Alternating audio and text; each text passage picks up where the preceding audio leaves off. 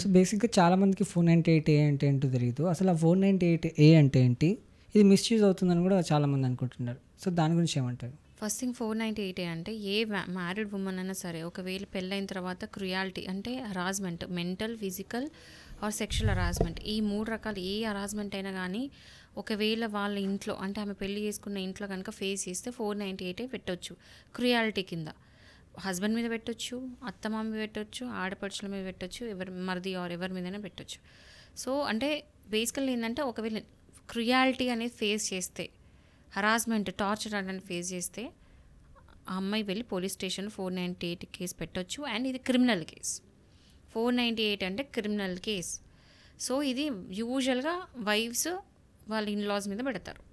అయితే కానీ దీని ఏమైపోతుందంటే గ్రాడ్యువల్గా పెట్టింది మంచి పనికి, ఎందుకంటే ఎంతోమంది ఆడవాళ్ళు మహిళలు సఫర్ అవుతుండే. బట్ గ్రాడ్యువల్గా ఏమవుతుందంటే చాలామంది మిస్యూజ్ చేసుకుంటున్నారు, అదేదో ఒక వెపన్ లా యూజ్ చేసుకుంటున్నారు. హస్బెండ్స్ని, అత్తమామని సాగొట్టడానికి, లిటరల్లీ టార్చర్ పెట్టి బ్లాక్మెయిల్ చేయడానికి యూజ్ చేసుకుంటున్నారు. అయితే రీసెంట్గా ఒకటి ఏం కేసు అయిందంటే సుప్రీంకోర్టులో, మీరు నమ్మరు, 26 ఏళ్ళు నడిచింది కేసు, 26 ఇయర్స్. 498 కేసు ఒక వైఫ్ హస్బెండ్ మీద వేస్తే 26 ఇయర్స్ నడిచింది. శిక్ష పడ్డదా? కేసు నడిచింది. ఓకే. కోర్టు చుట్టూ తిరుగుతానే ఉన్నాడు హస్బెండ్. ఆ కేసు ఆయన ప్రూవ్ చేసుకోవడానికి నడుస్తూనే ఉంది. 26 ఏళ్ళ తర్వాత ఆ కేసు కొట్టేయడం జరిగింది. సో అది May 15 రోజు ఈ జడ్జ్మెంట్లో ఆయనకి అక్విటల్ ఇచ్చారు. అంటే ఆయన మీద నుంచి కేసు ఎత్తేసారు. అప్పుడు సుప్రీంకోర్టు ఏం స్టేట్మెంట్ ఇచ్చిందంటే 498 పెట్టడమే సరిపోదు, దానికి ఖచ్చితంగా కాంక్రీట్ ఎవిడెన్స్ ఉండాలి. కాంక్రీట్ ఎవిడెన్స్ అంటే గట్టి బలమైన సాక్ష్యం అనేది ఉండాలి. ఉంటేనే 498 కేసు పెట్టండి, లేకపోతే వద్దు. పోలీస్ స్టేషన్ లెవెల్లోనే మంచి సాక్ష్యాలు తీసుకుంటేనే కేసు ఫైల్ చేసి కోర్టు దాకా పంపించండి. ఇంత దూరం వచ్చి పాపం అమాయకమైన హస్బెండ్స్ని సఫర్ చేయించకండి, ప్రాపర్ ఎవిడెన్స్ అనేది గ్యాదర్ చేసి పెట్టుకొని కేసు చేయండి అని చెప్పి సుప్రీంకోర్టు ఆర్డర్స్ ఇచ్చింది.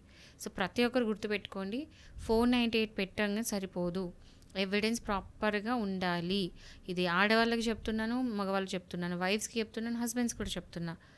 వైఫ్స్ ఫాల్స్ అలిగేషన్స్తో ఏదో అన్నట్టుగా మీరు పెట్టి బెదిరించకండి.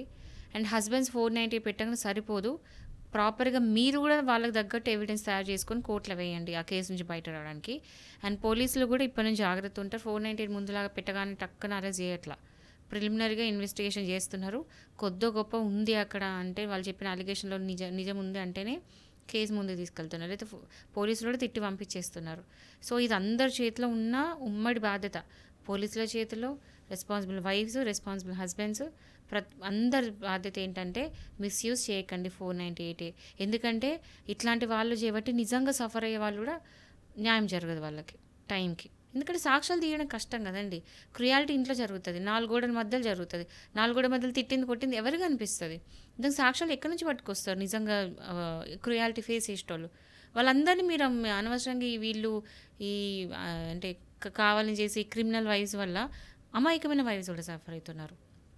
సో నిజంగా ఉంటే తప్ప పెట్టకండి అని చెప్పేసి అడ్వకేట్స్ కూడా బాధ్యత. ఇక్కడ ఫేస్ కేసెస్ పెట్టియొద్దు, అడ్వకేట్స్ కూడా పెట్టొద్దు అని చెప్తున్నాను నా తరఫున.